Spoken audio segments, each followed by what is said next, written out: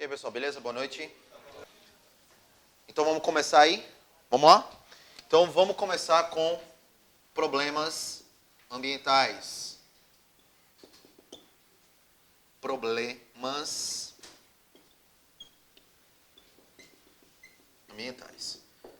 Pessoal, esse aqui é um assunto que não é muito recorrente em provas policiais, tá? Mas está no seu edital. E estando no seu edital, é bom dar uma passada aí por cima desse assunto. Não precisa se aprofundar, como eu falo, você não precisa estar se aprofundando no assunto, é claro. Mas é bom que vocês façam questões. E vamos falar aqui, principalmente, alguns conceitos em relação a problemas ambientais, ok?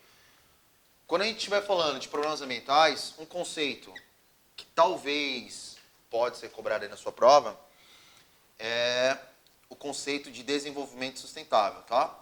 Então a gente vai falar de desenvolvimento sustentável.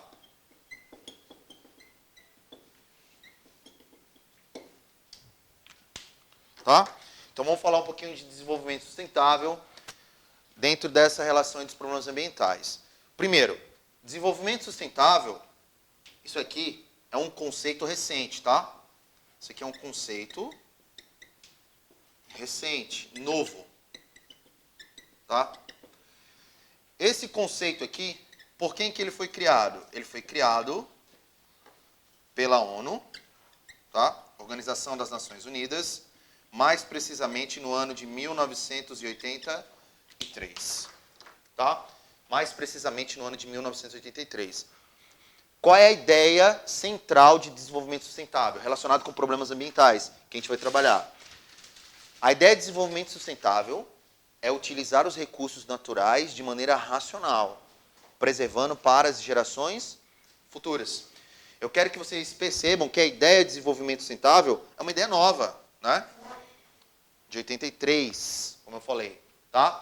A ideia de preservação do meio ambiente é uma ideia que nasce aí já depois da segunda metade do século XX, quando alguns encontros a nível de mundo, tá, ocorreram aí para discutir questões ambientais.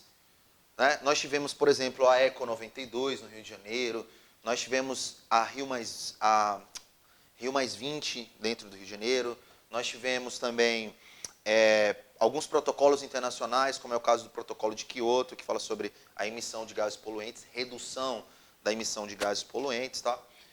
Mas mais precisamente, vamos falar de desenvolvimento sustentável, tá? Eu vou colocar um conceitozinho aqui direto do que é isso daqui. É utilizar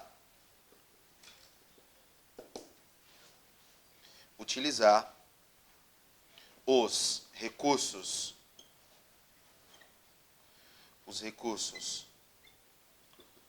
naturais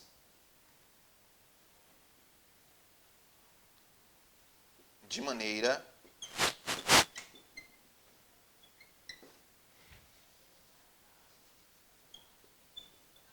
que se preserve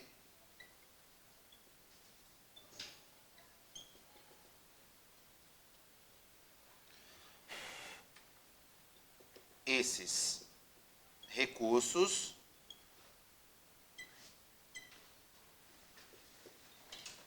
para as gerações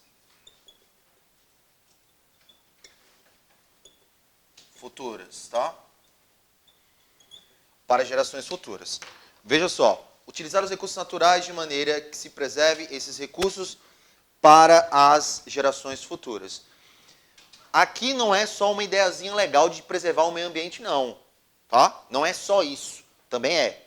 Mas aqui existe também um ideal socioeconômico. Um ideal socioeconômico. O que é que eu estou querendo dizer? As empresas, as indústrias, as fábricas, o setor agrícola, o extrativismo não pode utilizar os recursos naturais de maneira exagerada, de maneira demasiada, sem pensar no futuro, porque no futuro esses recursos podem se findar. Tranquilo até aí, pessoal? Beleza? De maneira muito rápida, essa parte de meio ambiente, como eu digo, É algo que já é batido, é algo que já está muito cobrado em prova de concurso. Em área policial, é raro isso aqui cair. É raro. Mas falando de meio ambiente, o que pode ser cobrado, ou que você deveria, pelo menos, ter uma ideia, tá? São conceitos como o efeito estufa,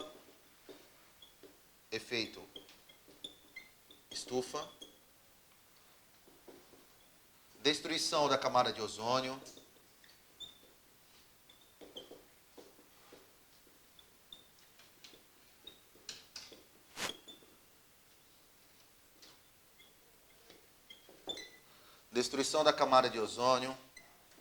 aumento do nível médio dos oceanos,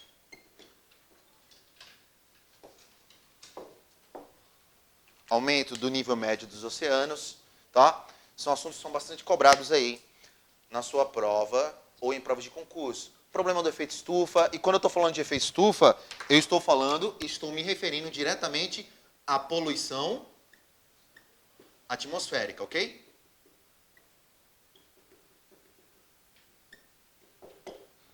E quando a gente fala de efeito estufa, algo que é bastante discutido em encontro de líderes, de países, encontro de órgãos que defendem o meio ambiente, é a questão do aquecimento global. Aquecimento global. Beleza aí? E quando se fala em aquecimento global, e o que pode ser cobrado na sua prova, tanto em geografia quanto em atualidades, vai estar relacionado a países industrializados. Países industrializados. E mais recentemente, nós tivemos o encontro desses países industrializados e dos demais países emergentes também, que foi conhecido como Acordo de Paris, que aí pode vir na sua prova. Acordo de Paris, ok? O Acordo de Paris. Exato, sobre os Estados Unidos. E é isso que eu quero que você já comece a se antenar para a sua prova, que pode ser cobrado. Primeiro, o que é o Acordo de Paris? O Acordo de Paris é um acordo que visa a redução da emissão,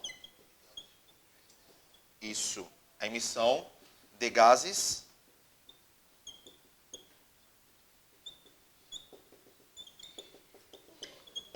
poluentes, beleza?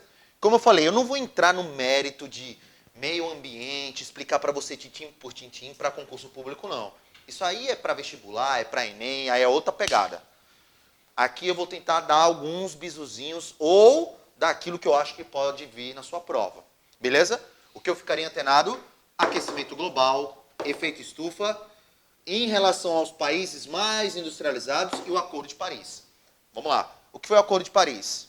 O Acordo de Paris foi um acordo entre países discutindo questões ambientais e de como reduzir a emissão de gases poluentes, perdão, vou voltar, né, porque eu me enrolei todo, é um trava-língua. Dentro desse Acordo de Paris, os países fizeram debates, acordos para reduzir a emissão de gases. Gases esses que são responsáveis pelo efeito estufa e pelo aquecimento global. O que é o aquecimento global? É o aumento anormal da temperatura média do planeta. Veja que eu disse aumento anormal. Porque o aumento da temperatura do planeta, a oscilação de temperatura, ela é algo natural e é normal ao longo dos anos. Só que o processo de industrialização levou a um aquecimento do planeta Terra nunca antes visto na história. Ou seja, a Terra aumentou em quase 1 grau a sua temperatura média. Isso poderia acontecer naturalmente? Sim. mas num lapso temporal de milhões de anos. E nós conseguimos fazer isso aí num prazo de pouco mais de 250 anos. O que é muito rápido para um planeta que tem um ecossistema muito frágil e que levou 4,6 bilhões de anos para se formar. Deu para entender a ideia? A raça humana e o sistema capitalista industrial foi o sistema que mais modificou toda a face do planeta Terra. E é isso que eu quero que vocês saibam. Beleza? Então, devido a esses problemas, os países fazem acordos, congressos internacionais, como eu falei, ECO 92, Rio +20 e etc. Um desses acordos aqui foi para a redução de emissão de gases poluentes. E o que é que pode vir na sua prova? A saída dos Estados Unidos. Isso. A saída dos Estados Unidos do acordo. Quem foi que anunciou essa saída? O presidente Donald Louco Trump. Não é isso? Porque o Trump, ele não acredita na teoria do aquecimento global ou do efeito estufa. E para um país como os Estados Unidos, que são altamente industrializados, os Estados Unidos que são altamente industrializados, que dependem muito da queima de combustível fóssil, reduzir a emissão de gases poluentes pode acabar refletindo também na economia, porque pode demonstrar aí uma desaceleração na produção industrial. Então, qual é o objetivo dele? É gerar emprego, né? Como ele não acredita na teoria de aquecimento global, ele simplesmente disse, foda-se, eu vou sair do acordo. E saiu e se retirou do acordo. Que, inclusive, isso foi promessa dele de campanha. Duas promessas, na verdade, de Donald Trump. Muito batidas durante a campanha dele presidencial nos Estados Unidos. Saída do Acordo de Paris e também sairia do Transpacífico, que foi um bloco econômico criado recentemente, que o Obama assinou para os Estados Unidos entrarem. E aí, ele saiu dos dois. E aí, uma das primeiras atitudes do Donald Trump como presidente foi sair do Transpacífico e também sair do Acordo de Paris. Isso pode vir na sua prova. Bom, pessoal, continuando. Dentro de problemas ambientais, algo que também é bastante cobrado, tanto em questões de concurso quanto nos vestibulares, etc., é a questão do saneamento básico. Saneamento básico a nível de mundo e a nível de Brasil, tá? Os dois, tanto a nível de mundo quanto a nível de Brasil. Eu quero que vocês entendam que o saneamento básico ele está atrelado diretamente à qualidade de vida. Por que essa qualidade de vida? Porque é o acesso à água potável. Água potável ou água boa para consumo. Pessoal, saneamento básico está ligado diretamente à qualidade de vida, acesso à água potável, ou seja, isso daqui vai estar atrelado diretamente também a políticas públicas de saúde. Políticas públicas de saúde. Então, uma questão ambiental, ela interfere diretamente na qualidade de vida de uma população. Ou de um bairro, ou de uma cidade, ou às vezes até de um país inteiro. Saneamento básico é algo que é discutido a nível de mundo. Esse ano nós tivemos aqui no Brasil um encontro para se discutir a questão da água no planeta. Esse encontro ocorreu na cidade de Brasília. Tá? Na cidade de Brasília. Então, o que acontece? Com o saneamento básico, a gente está falando de água tratada. Então, do que se fala aqui? Se eu estou falando de água tratada, eu estou me referindo a tratamento, também, né, tratamento de esgoto. Pessoal, gastar dinheiro com saneamento básico, na verdade, não é gastar, é investir.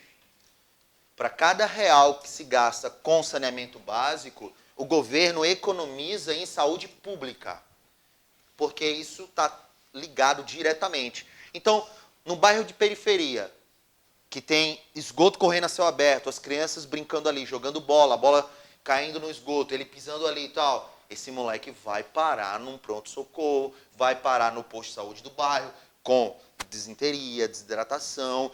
Isso quando é doenças mais simples, chegando até a casos mais graves, como é o caso de uma leptospirose. Então, a questão da água no mundo hoje é questão não só ambiental, mas também uma questão de saúde pública. Beleza? Para que vocês tenham uma ideia, a nível de mundo, cerca de 40% da população mundial não possui saneamento básico. Cerca de 40% da população mundial não tem acesso a saneamento básico. Ou seja, quase metade da população do planeta. Pessoal, em alguns países africanos, existem políticas públicas e às vezes até de organizações de outros países para construir banheiros. Olha só, na casa das pessoas. Um simples banheiro, um vaso sanitário. Exato. Foi uma pergunta que vem no censo. Quantos banheiros tem no domicílio? Né? Quantos banheiros tem no domicílio? Recentemente eu vi entrevista de um ator da Globo, acho que no canal no YouTube, acho que é o Pedro Cardoso. Fazia o Agostinho da Grande Família, Pedro Cardoso, né? Eu nunca decoro o nome de ator. Pedro Cardoso. E ele disse que a vida toda sempre teve empregada na casa dele. E ele se chocou quando ele foi na casa dessa empregada. Certa vez ele pediu para usar o banheiro, ele era criança, isso devia ser que meados dos anos 70 ou 80, isso no Rio de Janeiro, que ele pediu para ir ao banheiro e o banheiro dela era uma bacia. Era uma bacia dentro do banheiro. Então, uma pessoa dessa não tem uma tendência muito maior de adoecer? Claro, por quê? Porque ela não tem saneamento básico. Isso também é reflexo mundial e no Brasil mais ainda. Tá? Então, no Brasil, saneamento básico, e percebam que esse ano é ano de eleição, vai ser promessa de muitos e muitos e muitos candidatos. Saneamento básico. Tá? É, exato. Então, saneamento básico no Brasil também é outro grave problema. E onde se concentra esse problema no Brasil? Nas periferias. Nas periferias das metrópoles. Tá? Então, no Brasil, nas periferias das metrópoles, nós temos um grave problema de saneamento básico ou da falta dele. Falta de saneamento básico. Ok, pessoal? Então, vejam. Quando se fala de água potável, além de uma questão ambiental, também é uma questão de saúde pública. Tranquilo? É outra coisa que, eventualmente, acaba esbarrando aí na sua prova, questões de saneamento básico. Tá? Então, como eu falei antes, para cada real que o governo investisse em saneamento básico, ele ia economizar, sei lá, 3, 4, 5 reais em saúde pública. Porque é muito simples isso. Se naquela rua está asfaltada, tem água tratada, tem saneamento básico, esgoto tratado, a criança ela não vai adoecer. E se ela não adoece, ela não vai esbarrar no sistema público de saúde. Então, vai economizar. Então, vai sobrar leito para quem realmente precisa. Oi? Coleta de lixo também. Boa noite. Coleta de lixo regulada, tá? Regular, melhor dizendo, é outra questão aqui no Brasil. Que é um problema que a gente vê muito, e aí eu estou falando, que você acabou de falar, né? Do lixo urbano. Lixo urbano. Em atualidades. Isso. Porque a lei do lixo, né, do lixo urbano, ela diz que os municípios teriam um prazo para se adequar E os municípios brasileiros, todos eles deveriam ter aterro sanitário, que é uma adequação ao lixo. O que se fazer com o lixo? Para onde mandar o lixo? Para um aterro sanitário. Até bem pouco tempo aqui em Maceió nós tínhamos o lixão, né? Que o nome era esse. Esse é o nome científico técnico, é lixão. É um amontoado de lixo. O aterro sanitário não, ele é uma obra de engenharia. Que é outro problema muito grave no Brasil. A questão do... Beleza aí, galera? Ó, outra coisa. Sobre os lixões e o lixo urbano. A discussão ela não é tão simples e tão rasa. Não basta só dizer assim, vem um candidato e diz assim, por exemplo, vou acabar com o problema do lixo urbano. Todos os 5.570 municípios do país vão ter aterro sanitário. Beleza, mas não é só uma questão ambiental, é uma questão social. Hoje no Brasil existem mais de 500 mil pessoas que dependem da coleta de lixo. E a pergunta é, o que fazer com essas pessoas? O que elas vão fazer? Para onde é que você vai mandar? Entenderam a ideia? Então, a questão urbana no Brasil, do lixo urbano... Oi? 500 mil pessoas, 500 mil de pessoas, hoje vivem dentro dos lixões. Literalmente. Metade de uma cidade como Maceió, que tem 1 milhão de habitantes. Sim. Existe muito desses casos. Há alguns anos eu assisti Há alguns anos eu assisti uma reportagem de uma senhora que trabalha no lixão de Brasília. E ela tinha mais de 80 anos catando lixo. E ela criou os filhos e os netos dentro do lixão. E aí, quando o repórter perguntou a ela o que ela achava de transformar o lixão no aterro sanitário, ela disse, meu filho, a minha preocupação é o que eu vou fazer da minha vida. E esse é o problema que vai esbarrar no governo. O que o governo vai fazer com uma senhora de 80 anos que vive do lixão, que vive do lixo? Ela vai saber fazer outra coisa aos 80 anos? Provavelmente não. Então o governo também tem que criar políticas públicas para essas pessoas. Como eu falei, o lixo urbano no Brasil, ele é um problema social e ele é um problema ambiental. Não é só acabar com a questão do lixão. Ele é um problema social e também é um problema ambiental. Beleza até aí? Dúvidas? Posso avançar? Então, galera, essa parte aqui de meio ambiente, a gente já deu uma explanada. Eu vou avançar para outro tópico nosso do edital, ok? Seguindo aí no nosso edital da PM, tá? Problemas sociais urbanos do Brasil, que para mim é um dos assuntos, se não o mais importante para a prova. Por quê? Porque ele vai falar diretamente dos problemas urbanos que a gente conhece hoje. E que, inclusive, os presidenciáveis, né, os caras que estão candidatos aí à presidência da República, que estamos gravando essa aula em agosto de 2018, né, antes da eleição. Então, é o que mais eles discutem. Violência urbana, problemas urbanos, o problema nas grandes cidades, falta de emprego, tudo isso a gente vai discutir. Beleza? Então, problemas sociais urbanos no Brasil. Pessoal, isso aqui, esses problemas, eles têm uma origem. Tá? Qual é a origem desses problemas? Ou o embrião desses problemas? O embrião desses problemas é o rápido desenvolvimento urbano do Brasil. Rápido e acelerado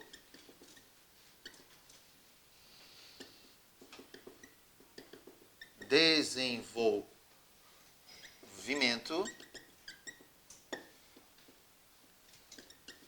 urbano do Brasil. Beleza? Então, o Brasil passou por um processo de urbanização muito rápido e acelerado, tá? Um processo rápido e acelerado. Esse processo, ele tem início lá a partir da década de 1950 e 1960. Né? Das décadas, então vamos colocar no plural aqui, né? Das décadas de 1950 e 1960. Tanto é que nós vimos lá, quando estávamos estudando população brasileira, que em 1960 nós tivemos uma transição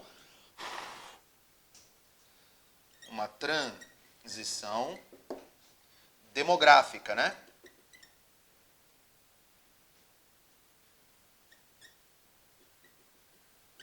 Uma transição demográfica das características da população.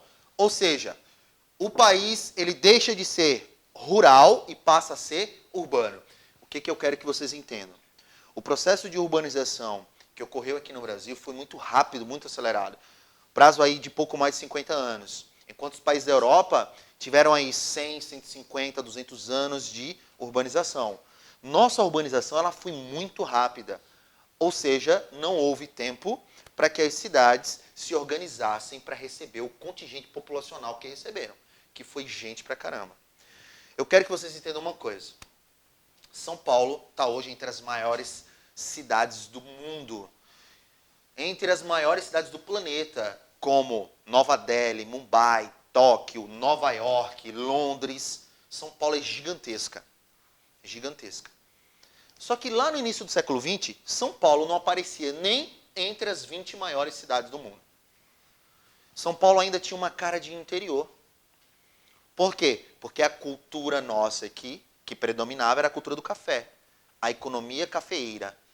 Quando o Brasil deixa de ser agrícola e passa a ser urbano e industrial, aí dá o boom demográfico. E a cidade de São Paulo cresce exageradamente. Entenda o que eu estou falando. Quando as indústrias vieram para cá, elas não foram para São Paulo porque acharam São Paulo legalzinha, bonitinha, não. É porque São Paulo já tinha uma infraestrutura existente, ainda do café. Então, para onde elas foram? Para o local que havia ali as melhores condições. Beleza até aí? Então, vamos lá. Então, a partir das décadas de 50 e 60, nós tivemos esse rápido e acelerado desenvolvimento. Né? Então, nós tivemos um movimento migratório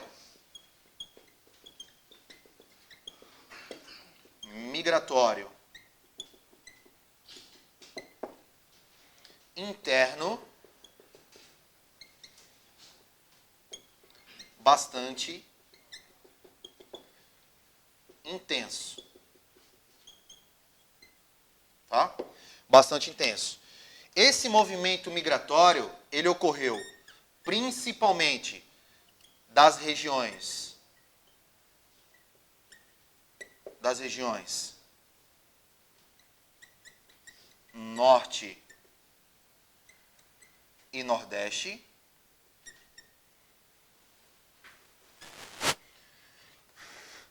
Norte e Nordeste, para o Sudeste.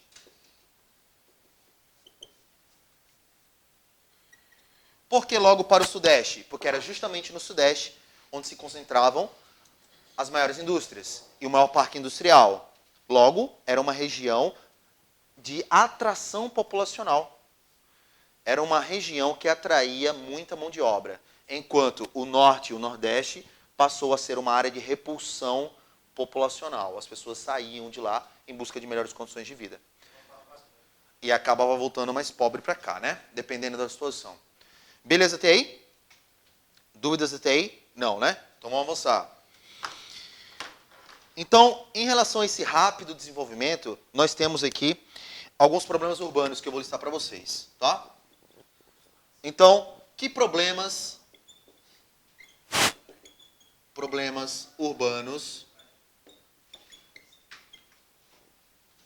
no Brasil eu posso listar para vocês, tá? Então, eu posso listar, por exemplo, déficit habitacional.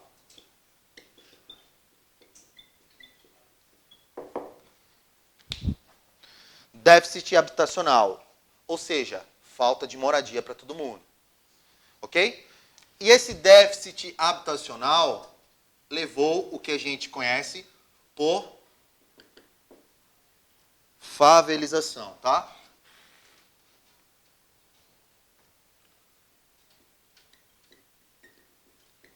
processo de favelização. Ou seja, as pessoas acabavam se concentrando nas regiões mais baratas das cidades, conhecidas como periferias.